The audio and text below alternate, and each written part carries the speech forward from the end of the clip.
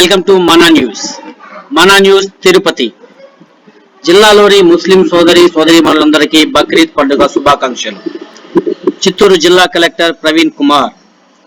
చిత్తూరు జిల్లాలోని ముస్లిం సోదరీమణులందరూ మత సామరస్యంగా బక్రీద్ పండుగను సంతోషంగా జరుపుకోవాలని కోరుతూ వారికి జిల్లా కలెక్టర్ ప్రవీణ్ కుమార్ తదితరులు బక్రీద్ పండుగ శుభాకాంక్షలను ఆదివారం ఒక ప్రకటనలో తెలియజేశారు.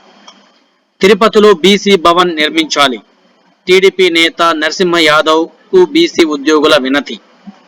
రాష్ట్రంలోని అన్ని జిల్లా కేంద్రాల్లో మహాత్మా జ్యోతిరావు పూలే బీసీ భవనాల్లో మరియు స్టడీ సర్కిల్ ఏర్పాటు చేసి బీసీల పక్షపాతి పార్టీగా బీసీలను అన్ని రంగాల్లో అభివృద్ధి చేయుటకు కృషి చేయాలని, బీసీల అభివృద్ధి నూతనంగా ఏర్పాటు అయిన తెలుగుదేశం పార్టీ ఆధ్వర్యంలో జరగాలని బీసీ ఉద్యోగుల సమైక్య నాయకులు కోరినారు.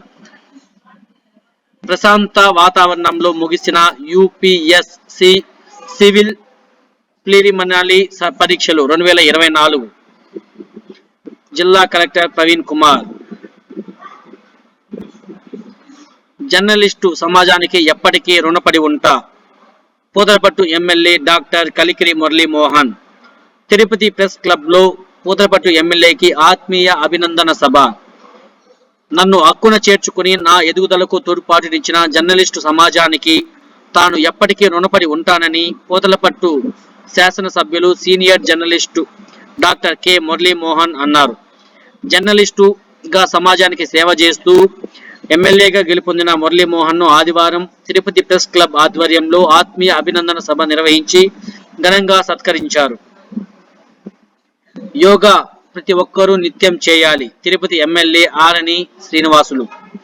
యోగా అంతర్జాతీయ దినోత్సవంపై అవగాహన ర్యాలీని ఎమ్మెల్యే ఆరణి శ్రీనివాసులు ప్రారంభించారు.